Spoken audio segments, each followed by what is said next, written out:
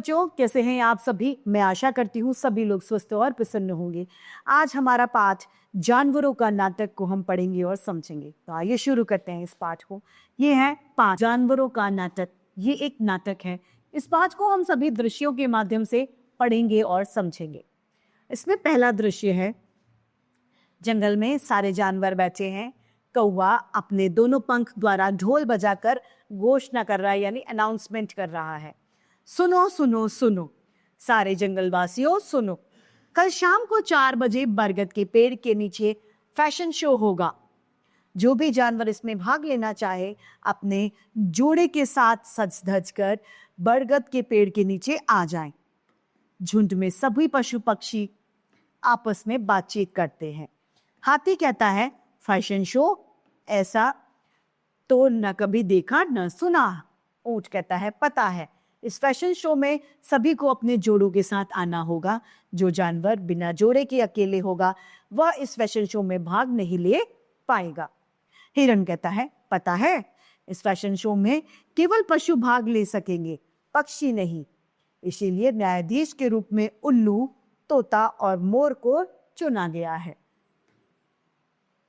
गधा कहता है मन ही मन में, उल्लू तो मेरी ही हमजोली है, यानी मेरा ही दोस्त है। तभी तो मूर्ख लोगों की तुलना मुझसे और उल्लू दोनों से की जाती है, यानी वो मेरे ही जैसा साथी है। वह हमें ही पहला इनाम दिलवाएगा। अब दूसरा दृश्य होता है जहां पर जानवरों की तैयारी हो रही होती है। हाथी और हथनी कहते हैं। हाथी कहता है, यह फैशन शो हमें ही जीतना होगा। इतना बड़ा जानवर हार जाए तो शर्म की बात होगी। जानती हो, हम वह पोशाक पहनेंगे जो हमारे शरीर की खासियत और अंग की विशेषता को उभारते हैं। हथनी कहती है, यह सलाह यानी यह सुझाव तुम्हें जरूर बुद्धिमान कुत्तों ने ही दी होगी। वह सबसे ज्यादा समझदार है, पर वह भी तो इस प्रतियोगिता में भाग ले रहे होंगे। हाथी कहता है, नहीं, मैं कुत्ते से मिला था, वह इस प्रतियोगिता में भाग नहीं लेगा। पर हाँ, यह सलाह उसी ने सबको दी है कि सब अपनी विशेषता और नखरे और कमजोरी को छिपाएं, तभी उन्हें लाभ होगा। इसीलिए मैं निक्कर पहनूंगा ताकि मेरी हष्ट पुष्ट टांगे यानी मजबूत टांगे नजर आए, दिखेंगी।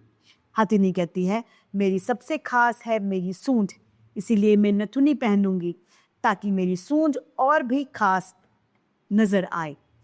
जिराफ और उसकी पत्नी की बात सुनते हैं। जिराफ कहता है, मैं तो गले में टाई बांध कर जाऊंगा क्योंकि मेरी लंबी गर्दन मेरी शान है, यानी मेरी गर्दन ही मेरी विशेषता है। जिराफिन कहती है, और मैं अपनी लंबाई को बढ़ाने के लिए ऊंची एड़ी वाली चप्पलें पहनूंगी। अब ऊंट और ऊंटनी की बात सुनते हैं। ऊंट कहता है, सुनो, हमें अपना कुबड़ यानी जो कुबड़ होता है पीठ पर एक गुंडी नुमा, वो छुपाने के लिए ऊंट पर एक खूबसूरत दुशाला डाल देना चाहिए। ऊंटनी कहती है, हाँ, और लोगों का ध्यान भी अपनी तरफ करने के लिए खूब सारी मालाएं और पैरों में घुंघरू बांध लेने चाहिए। हिरनी कहती है, मैं तो अपनी कजरारी आंखों को और सुंदर बनाऊंगी। हिरन कहता है, और मैं अपने सींगों को सजाऊंगा। बंदरिया कहते हैं। बंदर कहता है बंदरिया से, ये लो, यह तुम्हारा लहरियादार लहंगा और यह है मेरी गोटे वाली टोपी। बस अब जल्दी तैयार हो जाओ, जब तुम छम छम करोगी तो हम छा जाएंगे, यानी हम सबको नजर आएंगे, सब हम पर रिझा जाएंगे।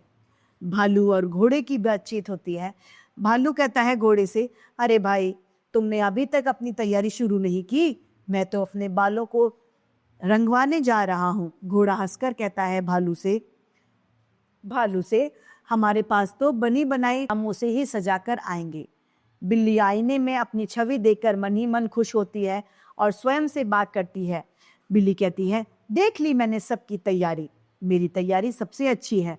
माला, नथनी, घुंघरू, लहंगा, ओढ़नी, काजल, सबकी तैयारी देखकर, सबकी नकल कर मैंने सारा इंतजाम पूरा कर लिया है। मुझे तो कोई मात दे ही नहीं पाएगा, मतलब मुझे कोई नहीं हरा। अरे समय हो गया, चलूं बरगद पेड़ के नीचे। अब तीसरा दृश्य आता है जहां पर कौवा घोषणा करने की तैयारी करता है। मोर, तोता, उल्लू पेड़ पर न्यायाधीश यानी जज बनकर अपनी जगह लेकर बैठे हैं। संगीत के साथ साथ जानवरों के जोड़े का आगमन होता है यानी प्रवेश होता है। कौआ कहता है, अब शुरू होने जा रहा है जंगल का पहला फैशन शो, अपने अपने स्थानों पर। फिर कहता है, देखिए आ रही हैं नथनी पहने हथनी और निक्कर पहने हाथी, लहंगा पहने मटकती बंदरिया, साथ में टोपी पहने साथी, और तालियां बजने लगती हैं। फिर कहता है, ऊंची एड़ी की चप्पलों में जिराफिन और टाई पहने जिराफ, कुबर छिपाए ऊंट ऊंटनी बनकर झकाझक साफ। फिर तालियां बजती हैं। फिर वो कहता है, घोड़े घोड़ी को देखिए पोनीटेल, मस्तानी चाल का मेल, हिरन की सींग और हिरनी का कजरा, और बिल्ली मौसी के बालों में गजरा। पर अरे अरे, बिल्ली मौसी को रोक दिया गया क्योंकि वे अकेली हैं, उनका साथी नहीं है। अरे, साथी तो भालू का भी नहीं है। अब बिल्ली और भालू दोनों ही फैशन शो से बाहर हो गए। बिल्ली और भालू बाहर हो जाते हैं और जब देखिए पहले से ही विश्व सुंदरी गधी को, जो मुकुट पहनकर आई है, साथ में है गधे जो जीतने वाले की तरह अपना रुमाल हिला रहे हैं। वे अपनी बेवकूफ़ी की आदत से बाज नहीं आएंगे। बस अब थोड़ा सा ही इंतज़ार कीजिए। न्यायाधीश यानी न्याय करने वाले जो जज हैं वो अब फैसला सुनाने वाले हैं। तालियां बजती हैं। चौथा दृश्य आता है, बिल्ली और भालू आपस में बातचीत करते हुए भागते हुए दोनों शेर के पास पहुंच जाते हैं।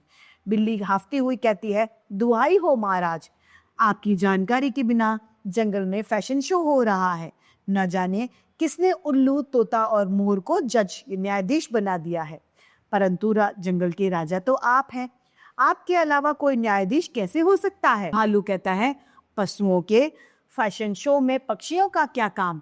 शेर दहाड़ते हुए, अच्छा मैं अभी खोज खबर लेता हूँ, कहाँ है सब? बिल्ली कहती है, वो बरगद के पेड़ के नीचे है। शेर दहाड़ता हुआ बरगद के पेड़ के नीचे पहुंचता है और दहाड़ता हुआ फैशन शो के सभी प्रतियोगी घबराकर इधर उधर भाग खड़े होते हैं। बिल्ली और भालू खुश होकर हाथ मिलाते हैं। साथियों, फैशन शो रद्द हो गया यानी समाप्त हो गया है, कैंसिल हो गया है, लेकिन इसके पीछे भालू और बिल्ली का हाथ है, क्योंकि मैंने और पेड़ पर बैठे उल्लू, मोर और तोते ने बिल्ली और भालू को हाथ मिलाते देख लिया था। सब पशु कहते हैं, अब हम सब बिल्ली और भालू से दोस्ती तोड़ देंगे यानी मित्रता अब नहीं रखेंगे। उन्होंने रंग में भंग डाला है। यदि बिल्ली और भालू समझदार होते तो इस प्रकार से रंग में भंग नहीं डालते, बल्कि आपस में मिलकर अपनी जोड़ी बनाते और फैशन शो में शामिल हो सकते थे। इसके बाद से जंगल के सभी जानवरों ने बिल्ली और भालू से दोस्ती तोड़ दी। इसी के साथ ये पाठ समाप्त होता है और उम्मीद करती हूँ सभी को ये समझ में आया होगा। आज के लिए इतना ही, फिर मिलते हैं। धन्यवाद।